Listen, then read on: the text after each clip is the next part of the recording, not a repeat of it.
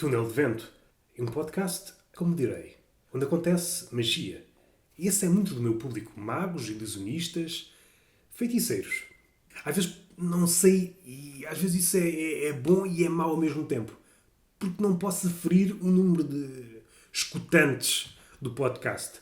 Porque um feiticeiro, se quiser, um feiticeiro, se for feiticeiro, pode estar e não estar. Tem magias para isso.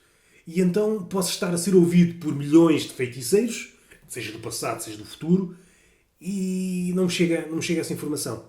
E ouvem porquê? Porque isto aqui é magia. É um podcast, é um único podcast onde existe magia, trata a magia de forma humorística, muito ao agrado dos feiticeiros, e eles ficam todos contentes. E depois às vezes até há saraus para debater o que foi aqui esmiuçado. Olha-me aquele gajo a fazer pouco nojo. Qualquer dia dou-lhe ali com a varinha aquele maroto. E sou, por força da situação, sou um mágico de varinha calejada, a ser segundos nem terceiros sentidos, mas quartos para haver um segundo sentido na segunda frase. Voltem para trás para tentar perceber o que aconteceu aqui. Isto é tipo, como me direi, é tipo algo que acontecia, por exemplo, ali na época do Cervantes, ou um bocadinho mais para a frente, com Sterne.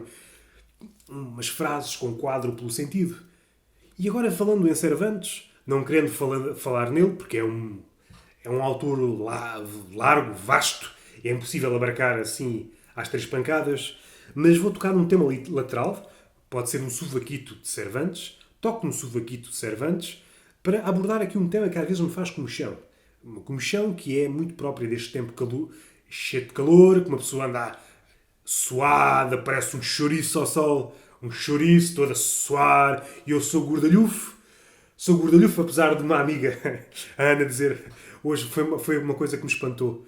Sabes que mais tu não és gordo? Lamento informar-te. E eu, tu queres ver que andei 30 anos enganado? Que é chato. Às tantas que estou aí ao ginásio para quê? Se eu não sou gordo, para que é que eu vou ao ginásio? Estou lá a matar-me no ginásio por questões de saúde e não serve para nada. Eu não sou gordo, não sou gordo. Espero que a minha amiga assine uma declaração para apresentar lá no ginásio e dizer não sou gordo, rapaz. Neste caso, o rapaz chama-se Luís. Luís, olha, uma amiga disse-me que eu não sou gordo, está aqui o papel. É verdade, afinal não és gordo. Eu também nunca disse que eras gordo. Só que me faz-me jeito o dinheiro. Disse, ando aqui enganado, a fazer, há décadas a fazer piadas sobre gordos para me sentir melhor e afinal não sou gordo. Mas uma pessoa anda enganada, né? Problemas de autoestima porque me vejo como gordo e afinal não sou gordo. Então, mas ando perdido. Se eu me julgava anteriormente como um estrangeiro, então tenho dupla nacionalidade de estrangeiro. Eu sou um duplo estrangeiro. Já nem sei. Já nem pertenço a este mundo. Eu já não pertenço aqui. Já não sei nada. Não sei nada. Será que me chamo Roberto? Não. Posso me chamar António Maria. Não sei. Uma pessoa não sabe. Voltando a Cervantes, tocando no suvaquito do Cervantes, há uma coisa que me apoquenta bastas vezes, mas com... É uma apoquentação ligeira. Também não vamos exagerar. Não é? Não vou usar... Vou já. Esta poeira da África está-me a lixar a garganta e a fazer proferir coisas que não quero proferir. Enganos. É a forma, é a perífrase para enganos. Fazer coisas que eu não quero fazer é engano. Foi um engano. Não vale a pena andar aqui a rodear a questão. Há frases que nós utilizamos e não sabemos de quem é, ou então, como acontece muitas vezes na internet, autor anónimo. Então vou usar uma frase, espero eu não me esquecer, porque há 2 ou 3 de Cervantes, até mais. O Cervantes, por acaso, é um caso típico, e é por isso que eu utilizo. Não sou uma pessoa gratuita, eu sei o que estou a dizer. Não sei nada do que é que estou a dizer. Isto é apenas improviso, já devem ter notado, e andamos aqui a galgar terreno. Andamos aqui nestes sulcalcos da estupidez, vamos descendo, vamos subindo. É uma dança de graus, estamos a fazer step. No conhecimento, às vezes subimos, fazemos olá ao sábio que está no pico e depois vamos para baixo, porque lá em cima também faz muito vento e nós queríamos jogar badminton, precisamos num sítio mais aconchegado do vento, mais coberto. Então vamos lá para baixo, vamos para o sopé da montanha, porque lá há mais gente e nós gostamos da gente, porque gente significa mais gajedo e mais gajedo, mais felicidade. O sábio pode ter mais conhecimento, mas as gajas ficam connosco. Quem é o esperto? Quem é? O sábio não está a ouvir, se não vinha cá para baixo. E deixava de haver sábios. Mais um interlúdio, voltamos ao Cervantes, tocar no sovaquinho do Cervantes. Porquê? Porque isto é uma questão, não é literal, porque se fosse literal não tocava no sovaquinho de Cervantes, porque já morreu o sovaquinho. Será que se pode dizer que um cadáver, neste caso já está osso, se calhar até mais que isso, já está a caminhar para o pó, e já estou aqui a cometer uma heresia com um símbolo máximo da cultura espanhola, mas estamos aqui a fazer cama humorística, por isso não se chateiem já. E alguém está a perguntar, quem é Cervantes? Não faço ideia, é um jogador do Real Madrid. Um jogador do Real Madrid que, nas horas vagas, escreveu uma espécie de diário da princesa chamado o Dom Quixote. Vamos, vá, a cama está feita, já pusemos lençol, a almofadinha está aconchegada, aquelas palmadinhas que damos na almofada, como se estivéssemos a bater umas nádegas imaginárias, tal, e está a almofada perfeita. É o que devia acontecer, por exemplo, com as mulheres, mas elas normalmente colocam entraves para que nós pudéssemos ajeitar a anca e ficasse tudo mais esteticamente apetecível. Víamos uma mulher com a anca ali um bocado desajustada, nem dizíamos se faz favor, não é? Porque isso era atravancar o procedimento. Era 3 palmadinhas, está impecável, estás com uma nádega agora apresentável, podes seguir a tua vida. Mas não, é a sociedade que temos, não nos deixa fazer isso. E para fazer isso é preciso todo um cortejo, é todo um ritual. Quando chegamos à altura de dar a palmadas para informar aquilo numa forma visualmente apetecível, nós queremos é esfrangalhar qualquer coisa. Por isso, não estamos aptos a tal. Bom, queria falar de Cervantes, falei em dar palmadas nas nádegas, a coisa descambou, mas descambou para um lado prazeroso. E quando é assim, não me digam nada. Diga, sim senhor, apoio-te. Sempre que o assunto for nádegas, vai em frente. Podes estar a falar de qualquer tema, mas vai em frente. Hás de regressar, se não regressares, nós ficamos saciados. Ao contrário do que diz a Bíblia, comerás e não te saciarás. Aqui não, comes e ficas saciado. O ouvinte vai, hoje estou saciado de nádegas. Este túnel de vento sacia-me de nádegas. Não preciso de ver mais nádegas. Estou uma pessoa saciada de nádegas. Vamos agora às mamas. Mas para as mamas também tenho podcast. Recuei um bocadinho nos primeiros. Dediquei ou foi rabos também?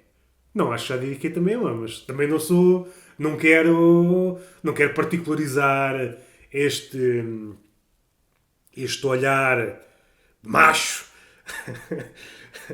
Focar esse olhar no... Acho que já. Dediquei tanto a rabos como a mamas. Também a pernas. Se calhar a pernas não dei tanta ênfase, mas também estamos a caminhar. O caminho faz-se caminhando. E a marotice também se faz...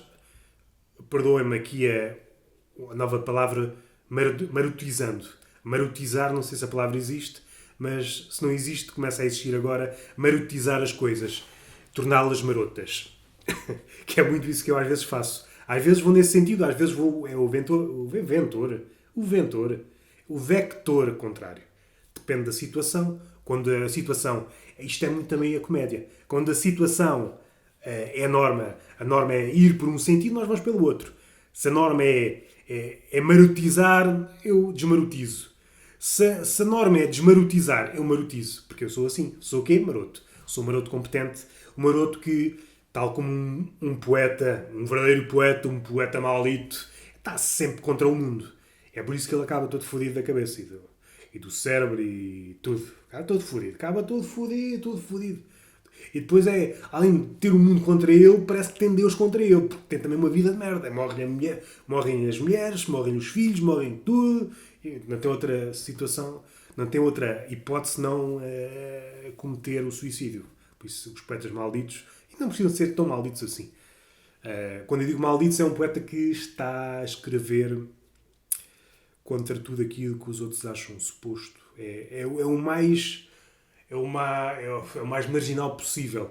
E isto ele não escolhe, que a poesia não se escolhe. Não é aquele caminho que faz sentido para ele. E como não há público na altura para ele, então escreve, é ele contra todos, é ele contra o mundo. Mais tarde vai-se a saber que todos os outros que eram agraciados na altura são esquecidos e ele é que é livre. É porra engraçada. É porra engraçada e tanta coisa que eu agora quero falar e Vamos voltar ao Cervantes, não esqueçam do Cervantes. Caso do Cervantes, uma frase, ele tem muitas. O Cervantes é um caso paradigmático neste sentido. Frases que nós normalmente não sabemos quem é o autor. Se tiverem que apostar, apostem. É quase certeza do Cervantes. Uma das mais conhecidas, sendo desconhecida a sua autoria, é "O céu é o limite". Essa frase é de Cervantes. Normalmente não atribuímos ao autor. Ele, por acaso, tem muitas. Eu um dia perdi a cabeça e li um livro de 2000 páginas com frases, desde o do início dos inícios. E muitas frases no o Cervantes tem muitas que ninguém sabe. E ainda por cima é um dos, talvez que é dos 100 escritores mais importantes de sempre, porque nem que seja só pelo Quixote, que é uma obra fundamental, que foi uma marca, sobretudo no romance, e o romance é a literatura, é uma convergência de estilos. O romance pode ser tudo, pode ser ensaio, pode ser poesia, pode ser várias coisas. E há uma mudança que ele opera com o Quixote. É daqueles livros, é aqueles marcos fundamentais, como ele como ele deixa-me. É claro que haverá livros que eu desconheço, mas como ele há o Quixote, há o Moby Dick, há o livro o Tristram Shandy, há o Ulisses de Joyce, depois há a Ilíada e a Odisseia, a Metamorfoses de Ovídio. Epá, não há muito mais que isto. Com estes livros consegues fazer quase todas as variantes que existem. E até mais que isso, até se voltares um bocadinho mais atrás, até só com Ilíada e Odisseia e talvez as Metamorfoses de Ovídio, consegues fazer todas as variações possíveis. Porque todas as histórias... O que é que eu já falei nisso logo nos primeiros episódios, por isso é que eu estava aqui a fazer esta pausa. Se faria ou não sentido repetir. Mas muitos dos escritores repetem-se. E um caso bem recente que eu tenho bem fresco na memória é, por exemplo, o Nelson Rodrigues, um escritor brasileiro. Ele faz isso muito nas crónicas. Às vezes torna-se irritante, mas por gostares tanto da pessoa, tu deixas passar. Nas crónicas, o último livro que li foi Brasil em Campo, que foca sobretudo, são crónicas desportivas sobre o futebol brasileiro, mas por vezes vai muito para além disso. E mesmo quando não vai à primeira vista para além disso, o futebol é a porta de entrada para o Nelson discorrer sobre o povo brasileiro e a relação que tem com o povo brasileiro. E de certa forma, não é que precisasse mais de uma apresentação, porque já li vários livros do Nelson Rodrigues, mas pacificou-me em relação ao futebol, porque eu estava muito... Não é que me faça recuperar o entusiasmo em relação ao futebol, porque acho que já o perdi.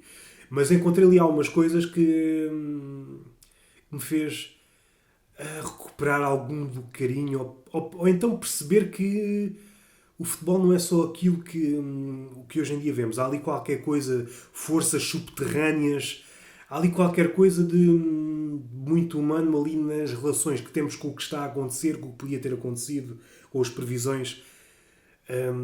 Há muitas coisas que nós não dizemos ou verbalizamos noutras situações porque atualmente é ridículo, e no futebol há um recrudescimento dessas forças ancestrais que é as nossas formas mais primitivas e por vezes estão tão encobertas no dia a dia, e ali é bom ver aquilo que não é realmente somos. É isso também, mas nós somos muitas coisas. Somos tendencialmente, e usando uma linguagem literária, somos personagens redondas. É difícil, para não dizer impossível, que alguém nos consiga abarcar num só olhar. E o caso mais paradigmático, literariamente, na poética de Pessoa, dos heterónimos, não somos só um, somos várias pessoas, e Pessoa é o caso mais paradigmático porque extremou isso, cada um daqueles que ele tem dentro, que é da multidão que temos dentro de nós, e ele potenciou, deu um caminho e consumou esse caminho. Consumou, talvez, em parte sim, em parte não, porque, ao contrário de outros poetas, como viveu relativamente pouco tempo, talvez não conseguisse ou não tenha conseguido consumar cada caminho desses heterónimos. Seja qualquer um dos três mais conhecidos, seja o semi-heterónimo Bernardo Soares, seja outros heterónimos menos conhecidos, seja que depois seja também, como alguns estudiosos de Pessoa, se Pessoa tivesse vivido mais anos, existisse depois, mais tarde, uma convergência desses heterónimos num heterónimo ou mais próximo do eu, porque essa é uma tendência, até num plano mais rasteirinho. Se verificarem a condição humana, nós caminhamos de muitas hipóteses para um padrão muito reduzido. Vejam o caso dos velhotes. Os velhotes têm a vida, o dia de um velhote é igual a qualquer outro dia deles.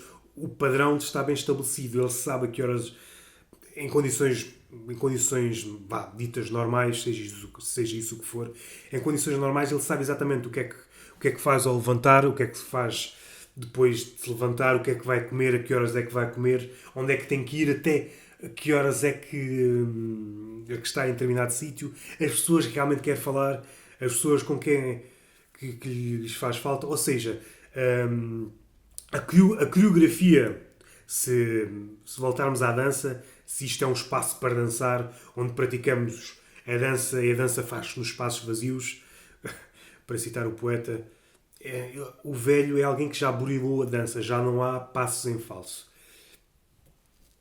E é para usar faltou talvez, e isto é sempre fazer futurologia, faltou talvez a pessoa, em comparação com o Goethe, não sei pronunciar em alemão, que também andou por muitos caminhos, mas como viveu até aos 80, conseguiu fechar esses caminhos todos. E Pessoa deixou em aberto, ainda que é um aberto entre aspas, é como se fosse um aberto kafkiano. O Kafka deixou muita coisa em aberto, mas devido à sua própria estrutura interna, à sua forma de escrever, é quase como se tivesse fechado. O exemplo máximo é talvez o Castelo. É algo que se caminha para lá chegar, mas nunca se chega. Então, deixar fechado ou aberto, fechado no verdadeiro sentido da palavra, ele poder ter acabado como que realmente queria, era só mais páginas, só estaria a engrossar o livro, mas a ideia já estava passada. E agora já me perdi. Isto é o túnel de vento onde as pessoas se perdem. Estão aqui várias pessoas perdidas nestes raciocínios. Estou à procura do nome, porque não sei, não deram o nome. E o feiticeiro, como eu há pouco disse, um feiticeiro é exatamente... É universitário. É universitário porque ele vai jogando coisas para dentro do caldeirão e vai, às vezes corre bem, outras vezes sai uma merda. Mas esta é a experiência. E é assim que a varinha ganha caldo. A farinha ganha caldo. E agora vou dar aqui uma volta no raciocínio. Deixei muitas coisas em aberto, mas depois hei de falar delas. Hei de falar nelas porque eu sou assim, deixo tudo em aberto. Sou uma pessoa, na senda daqueles escritores que falei, sou uma pessoa que deixa coisas em aberto. Se vocês quiserem, pega nisto. Assim como assim, vocês já roubam tudo. E estamos numa era de gatunos, larápios virtuais, rouba-se tudo, é tudo, uns ladrões. E depois é muito engraçado, porque há casos, roubam, e depois eles fazem uma coisinha, fazem uma caganita literária, e alguém faz algo parecido, que aquilo é uma carga de trabalhos. Roubam alguma coisa, uma coisa decente a alguém, essa pessoa que fez a caganita diz, isto acontece, isto é a internet. Fazem uma merdita. Roubaram-me isto. Vejam isto, roubaram-me. Como é que é possível? Se uma pessoa não pode continuar. Pois porque ele é o supra-sumo da caganita. Escreveu, isto está um bom dia, e alguém escreveu, isto está um bom dia. E então, então é que este gajo copiou-me. Então eu escrevi um romance, e um gajo copia-me palavra por palavra, e acontece. É coisas que acontecem. E agora este gajo copia-me uma frasezinha destas que qualquer criança com 2 dentes consegue dizer, e arma ali um chinfrim danado. Fica ali dias e dias condenado, como se tivesse sido alvo de uma maldição. E é assim, a nossa vidinha é esta, é a vidinha. Pô, pimenta, como é que é? Pimenta no cu dos outros é refresco. É esta frase, não é? Se não for, faz de conta. Esta não acho que não é de Cervantes. Não é de Cervantes porque ele estava mais dedicado a outros estudos e para fechar o. Mais à frente, e de falar. Mais à frente, não neste podcast, porque hoje não estou com disponibilidade mental, não estou com arcabouço. Está muito calor para eu ir por esses caminhos afora, tentar derrotar esses moinhos invisíveis. Moinhos invisíveis, não, os mozinhos. Os mozinhos. Os mozinhos. O que é um mozinho? O mozinho não existe, foi um engano. Esses monstros, esses moinhos, para armar-me aqui em Quixote. Não me vou armar em Quixote, só queria finalizar este pensamento porque há muitas frases que supostamente são de autores anónimos, mas não são. Aquilo não apareceu do ar. E Cervantes já foi vítima dessa situação antes do advento da internet, então hoje em dia é uma coisa espetacular. É uma coisa que isto parece uma província de gatunos lápis. Um gama a outro, e outro gama a outro, e outro gama a outro, e outro gama a outro. E já ninguém se entende. Ainda bem que Cervantes faleceu antes desta era de gatunos, mas só queria frisar porque há muitas frases que, se procurarem bem, é mais ou menos, não digo fácil, mas com algum tempinho vocês descobrem quem foi o autor. Mas não tenho tempo, então vai para o caralho, vai para o caralho. Também tem que ser assim. Não podes, ofendes-me, então o que é que... Então ofendes-me? Então tu és a pessoa que dizes que o corpo humano é a coisa mais bela do mundo e amando para o caralho e tu ofendes-te? Então, o caralho. Mas... o corpo de uma mulher é lindo. Há uma mulher gorducha, seja mais magra, seja... tu tiveste muita coragem para mostrar o teu corpo. Uma sarda, um sardalhão. Está a ser badalhoco. Vejam este gajo, reportem este gajo. Deve ser banido da sociedade. Então, para já não é o homem todo, é só parte dele. Uma parte importante, uma parte decisiva, uma parte que contribui em muita da folia masculina.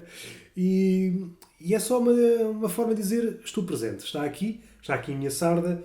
Não sei em que contexto é que eu vou utilizar a sarda. Joga-se a sarda, nem que seja nesse contexto. Então, se todo o corpo humano é bonito, por que não mostrar a beleza? Como dizia a Bíblia, não vamos perder tempo em coisas iníquas. Devemos dedicar-nos à beleza. Então, sardalhão. Mostre o sardalhão e não pode haver gente ofendida. Porque o corpo humano é bonito. Se o corpo humano é bonito, o pénis, segundo os livros que eu já li, mas isto às vezes muda. O pénis faz parte do corpo humano. Então é bonito na mesma. Todos os pénis são bonitos, ainda que eu não tenha necessidade de visionar pénis assim em barda. O meu pénis chega-me e concedo a beleza sem ver. Indiretamente, concedo-vos que todos os pets os pets iPads todos os pénis são bonitos e ficamos assim, não preciso ver. Roberto, eu vou mandar o meu pénis para tu certificares mesmo que ele é... Não, o corpo humano é bonito e o pénis faz parte do corpo humano, logo o teu pénis é bonito. Não preciso, mas vê lá se é bonito. Tu é que começaste com isso. Toma lá, centenas de pénis a cair a encher uma cloud. É uma cloud 5 gigas de dick pics. Não! E assim, a receber a mensagem: a sua conta está cheia, tem muito caralho na sua conta. Eu assim, o que é que eu fiz à minha vida? Devia ter dado razão às mulheres que se ofendem quando recebem uma pila tresmalhada. Que é isso que acontece, uma pila tresmalhada. E agora, como é que eu ia dizer? Explanei a minha indignação, mostrei este ponto de vista que raramente é ouvido. Porque há aqui estes paradoxos malignos, velhacos. Usamos uma expressão: o corpo humano é bonito quando nos convém, e agora, quando somos abordados por um pénis tresmalhado, não, que isto é feio, devias ser reportado, tu és um bandido. Não, vamos lá ver, a expressão tem que dar para tudo. Tem que ser inclusiva, tem que ser, se é para o corpo da mulher, mamita, rabito, tudo o que a mulher tem e não tem, tudo o que cabe em poema e não cabe em poema. Então um pénis, o que é que... Não inferiorizem o pénis. O pénis é uma parte humana e muito sujeita à discriminação. E é algo que recebe toda essa negatividade e não querem um pênis depressivo.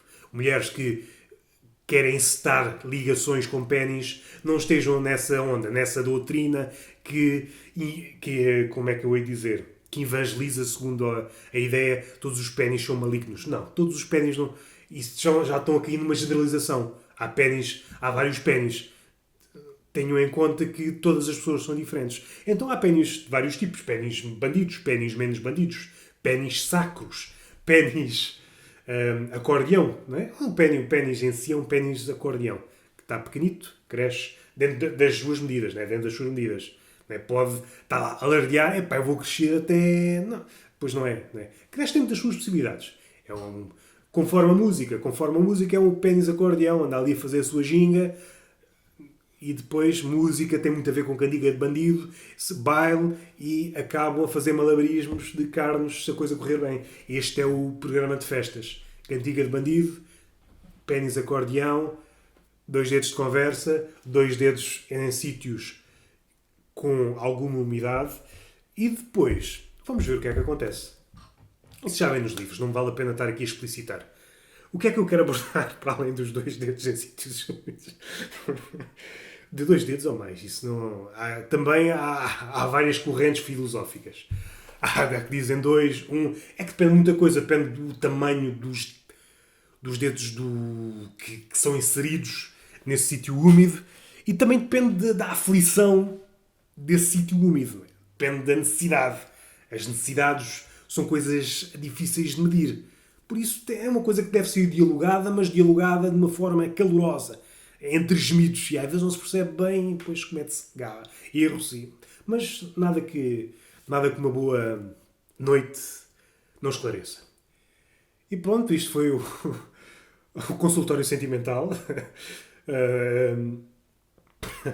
na CMTV com Roberto Camito. Espero que tenham gostado. Espero que a vossa vida sentimental esteja a correr de feição. E vamos voltar a... Não, os universitários... A comparação entre universitários e feiticeiros já foi abordada. Parece que está mais ou menos encetada. A folia no universitário também, não é? Um universitário folião. E agora o que é que falta abordar? O Cervantes já foi abordado.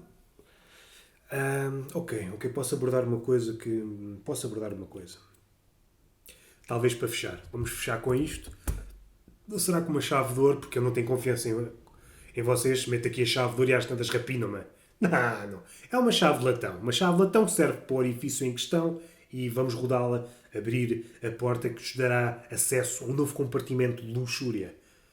Bom, vamos a isso. Vamos cautelosamente avançando, passinho atrás de passinho. E não querendo também se me chatear com o amigo em questão, dificilmente acontecerá, mas eu vou usar isto porque agora não me ocorre mais nada e acho que é um bom ponto de partida para uma conversa. Se não me engano, ela disse-me o seguinte, vou passar a ideia que Salveiro disse isto: antes de começar a gostar de ti já gostava dos teus textos, e foi uma ideia boa. Até lhe disse para guardar, que ela é uma poetisa, também escreve poemas. Também, não é que eu escreva. Ela sabe quem é a Ana, que é um nome que há muitas Anas. Se eu não me quero... Pode ser Ana, pode ser uma Ana fictícia, não? Esta é uma Ana real. E é uma frase boa.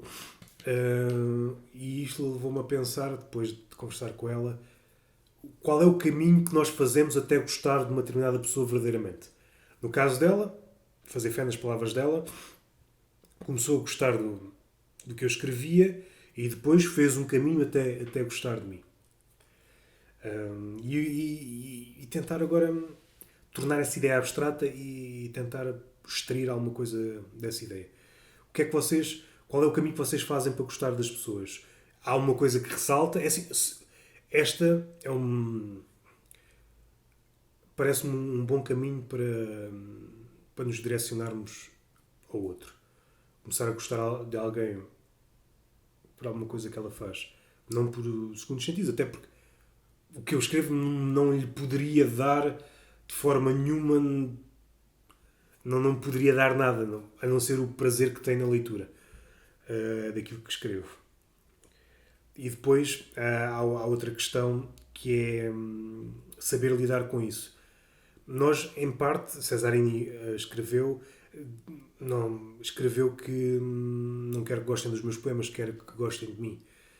E, em parte, tem que ser tomado com cautela, porque já sabem como são os poetas, são muito polissémicos, isto quer dizer muita coisa. É claro que toda a gente quer que gostem um bocadinho delas. Mas aqui, no caso da poesia, no caso, tornando isto um bocadinho mais lato, no caso de quem escreve, por vezes temos que diferenciar quem escreve não é exatamente aquele que está. Como é que eu ia dizer? Aquele que escreveu o poema não sou necessariamente eu. Pode coincidir às vezes, mas por vezes pode ser o oposto. E por vezes tocam-se, e às vezes nem sei quem é aquele que escreve o poema. Pode parecer confuso, mas é mais ou menos aquilo que é. E uma coisa não é sinónimo de outra, porque pode ser muito diferente. E toca naquilo que há bocado falei, somos personagens. Não somos planas, não somos. Somos redondas, temos muita coisa. E o facto de gostar do que eu faço não é necessariamente a mesma coisa que gostar de mim. Pô, uma coisa que eu faço é só um cone é um cone de experiências que eu projeto num determinado sítio. Mas eu projeto vários cones para vários outros sítios e aquilo ela gostou. Mas se ela for avançando nesse cone, chegará ao ponto de intersecção, que esse ponto que interseta sou eu.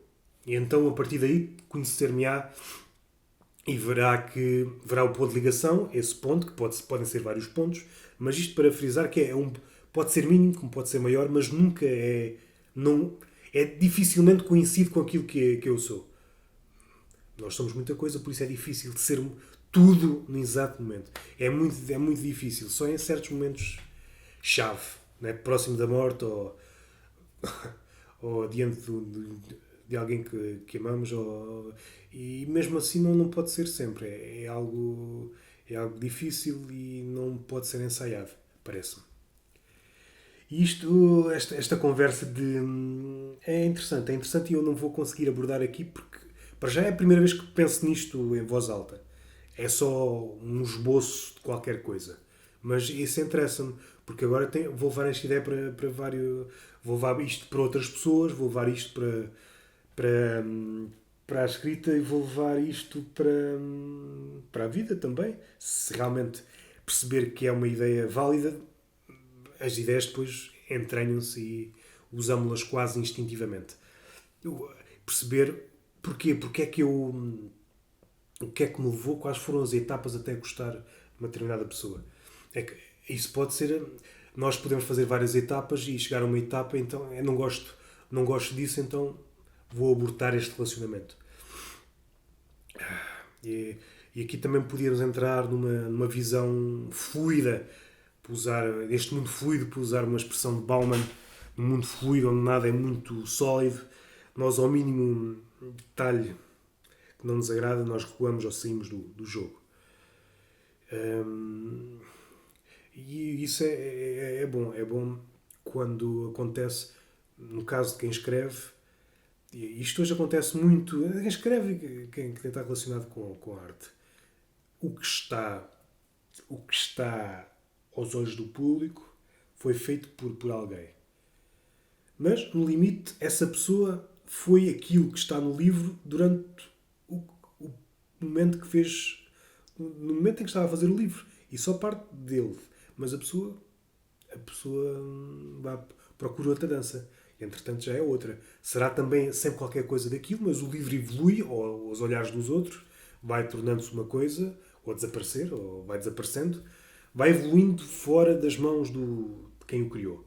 E o escritor faz outro caminho. Às vezes até pode ser um caminho paralelo ao livro, porque houve uma ideia na senda de uma obsessão e ainda não vai sempre àquela ideia e então vai construindo obras paralelas em torno de um determinado tema, ou então segue um caminho completamente diferente, diametralmente oposto. E é bom que... O ideal é mesmo esse, é alguém gostar daquilo que tu fazes e gostar de ti, sabendo as diferenças. E hoje na arte, por vezes, estranham-se as diferenças. Até se... Até muita gente fica estupefacto com as diferenças. Como se não... com- Como se... Como se fosse estranho. Porque a literatura, a mesma poesia, se bem... Normalmente rege-se com regras de ficção. É sempre autobiográfico, a partir do momento que constrói-se com coisas da experiência que podem estar mais ou menos ocultas, mas nem que seja no sentido de as coisas que leste mastigadas entram ali de uma forma que tu nem sabes muito bem, mas é autobiográfico. Se tu não tivesses chocado com essas coisas na tua existência e não escreverias aquilo, ou uma pequena coisa, mas uma pequena frase, uma pequena situação originou aquela cascata de acontecimentos, falando em linguagem física. Hum, mas é sempre parte, tem sempre um pé na autobiografia. A quantidade autobiográfica normalmente é que não pode ser esclarecida. Nem pelo próprio escritor, nem pelo próprio Fabro. Aquele, a não ser que ele seja Palerma. A não ser que seja um livro totalmente pornográfico e seja exatamente aquilo, mas às tantas torna-se um relato e é algo, é mais uma peça jornalística que outra coisa, literatura. Ah, a literatura para mim é outra coisa. Pode ser isso, mas se for só isso, for só um relato, e hoje estamos muito apegados a essa ideia de que só pode ser aquilo que os olhos veem e é por isso que depois, tocando na ideia anterior, que nos causa alguma estranheza a obra ficar não ser exatamente o escritor. E então, como não gostamos do escritor, porque fez alguma coisa que vai contra a nossa forma de pensar, então deixamos gostar do livro, não sabendo separar as coisas. E outra coisa é poder gostar do livro, poder gostar do escritor e perceber que há pontos que se tocam, mas há muita coisa diferente entre gostar de uma coisa e gostar de outra. Gostar do livro é um processo, gostar da pessoa é um processo mais demorado. São coisas diferentes. Uma coisa não implica a outra. E isto para fechar este podcast, deixei muita coisa em aberto, como é costume. Quero dizer palavras avulsas, a chegar, ok, gosto muito de chegar, apardalado. Não quero dizer mais nada. Não quero dizer mais nada. Pensei em falar da Bíblia, porque estou a ler a Bíblia, os livros proféticos. E há muita coisa que me tem suscitado o interesse. Há uma parte, e voltando um bocadinho atrás, não querendo tornar isto maçudo, até porque acho que já está maçudo. E eu tendo, quando vejo que estou a ir para esse lado, tendo de pôr um travão, se não às tantas, isto começa demasiado maçudo. E algumas das hesitações ou dos silêncios, muitas vezes não são enganos ou pausas que eu uso para pensar no que vou dizer a seguir. É mais um apiadeiro onde eu tenho reunidas vários caminhos e eu decido, se eu for por aqui, vou tornar isto demasiado maçudo e não sei, como um dia talvez, quando tiver mais público, poderei experimentar esses caminhos mais afincadamente. E então muitos desses momentos de pausa é tentar ver até onde é que eu posso ir. Senão torna-se demasiado rebuscado. Mas, como também sou contraditório, só queria dar aqui uma chega de uma coisa. Falando nisto também é um tema que se cola a estas últimas ideias que eu fui largando. Ideias, ou proto-ideias, ou princípios de ideias. Por vezes temos uma ligação, sobretudo atualmente, uma ligação um bocadinho... Temos uma certa aversão ao que não pode ser visto. E isto depois transborda para outras coisas. Uma certa aversão ao abstrato, uma certa aversão à metáfora. E é o que é. E aqui podemos lançar várias redes para tentar apanhar esse peixe, esquartejá-lo, fazer, mas podem não passar de exercícios vãos. É o que é. Podemos podemos humoristicamente tratar disso, podemos criar ensaios, podemos... Mas é o que é. É o que é e não, neste podcast não quero lançar nenhuma oposição a isso. O que eu quero dizer é que é mais o mito do literal, o mito do objetivo, o mito de muitos escritores, que já falei do Nelson Rodrigues, ele tinha muito. Esse era um dos focos dele, que quem via só o lado objetivo das coisas, mas as coisas são muito mais do que isso. E pegando nisso, em parte, mas indo para outro caminho ainda mais vasto. Vamos partir do princípio, vamos fazer um exercício teórico. Vamos partir do princípio que uma coisa é 100% objetiva. Seja isso o que for, mas estamos no campo teórico, podemos 100% objetiva. Passam 100 anos, já não sabemos bem o que é que aquela coisa é. Ou aquela coisa evoluiu, há muitas coisas que se apropriaram daquele nome. Aquilo já significa várias coisas. Passam mais 200, 300 anos, já ninguém sabe o que é aquele nome. O que sobreviveu foi uma metáfora com aquele nome. Então uma coisa literal, que era totalmente objetiva, tornou-se uma metáfora pela ação do tempo. E um exemplo mais comum é, por exemplo, as obras de Homero, a Ilíada e a Odisseia, sobretudo a Ilíada. Há uma leitura mais ou menos cuidada. Se for vista, se fizermos esse exercício para a lermos naquele tempo, é um... Não quero chamar relato porque isso é, como eu usei há pouco, é um pouco depreciativo, mas sim, em parte é um relato tentar descrever, não utilizando muito forró-bodó de metáforas. O que aconteceu é que os anos passaram e muito daquelas coisas já não têm ligação connosco. Nós olhamos com os olhos com estes olhos que temos, aquilo já nos parece metáforas. E por isso é que por vezes as coisas são muito mais difíceis do que isso. Nós queremos impor objetividade às coisas. Parece-me que isso é um mito. Não há nada objetivo, é tudo tende para a subjetividade. Depois devemos fazer devemos posicionar-nos em determinadas coisas. Há coisas que têm que tender um bocadinho mais para o objetivo, senão entram em círculos, e há coisas que pela própria natureza nunca serão objetivas. E se o forem, há alguém que quer lucrar com isso, alguém que quer vender uma mentira, e é aqui que entra a história, é aqui que entra a literatura, que nós podemos ver os eixos de certos pensadores em redor de certos temas e ver o que é que tentaram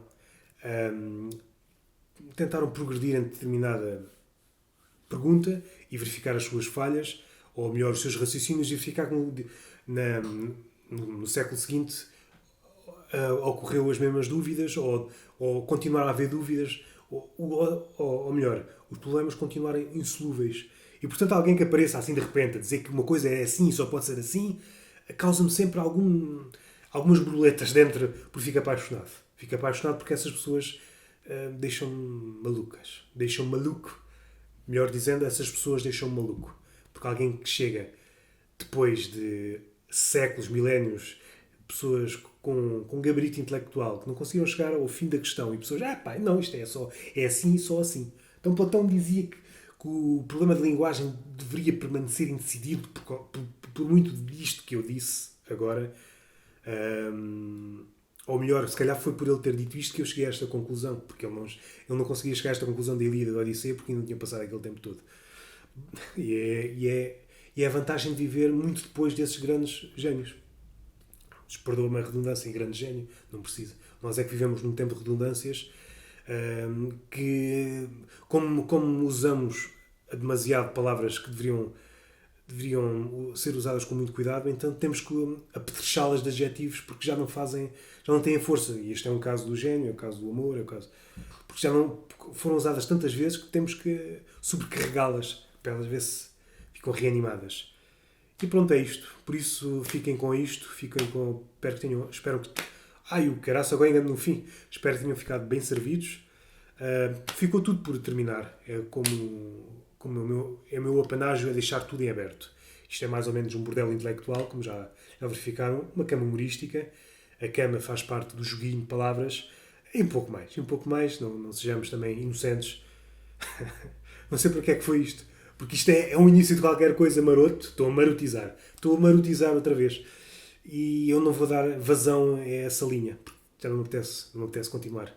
Só quero é que Pensem nisto. Muitas destas coisas, como já verificaram, eu de vez em quando pego nesses temas e volto a abordá-los de outra perspectiva, até para fazer jus àquilo que eu disse, mais ou menos tudo está tudo inacabado, está tudo indecidido, como disse Platão. Se nada é objetivo, então podemos sempre trabalhar as coisas. Não no sentido de... É uma obsessão, sim, é uma obsessão. Os maiores escritores foram sempre obsessivos, trabalharam um tema até tentar extrair o máximo possível. Mas é tentar, também nesse aspecto, mas brincar também, ver, porque não é ser... É tentar, como os budistas, é um ritual de esmagamento do ego. Nunca poderei dizer que acabei um tema. Então volto a ele,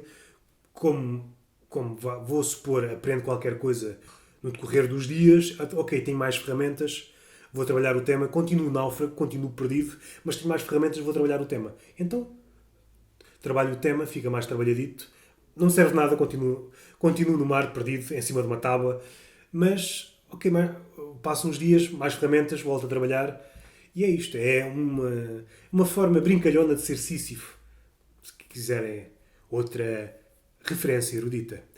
Espero que me ouçam. É assim, se vocês estão a ouvir, espero que me ouçam, não é? Não, ouvimos tudo, mas agora saltámos essa fala. Porque detesto quando as pessoas me pedem para ouvir, ou o verbo ouvir para mim, não posso, isso ofende-me. Sigam-me no SoundCloud, no iTunes, façam estrelinhas e não tem lá nenhuma crítica, é miserável. É miserável lá, há podcasts que não têm nada. Não é que este tenha conteúdo, mas sejamos francos, há podcasts que são uma nulidade e estão recheados de estrelinhas e comentários e este zero. Mas ok, este é o meu fado, é ser um miserável. E então,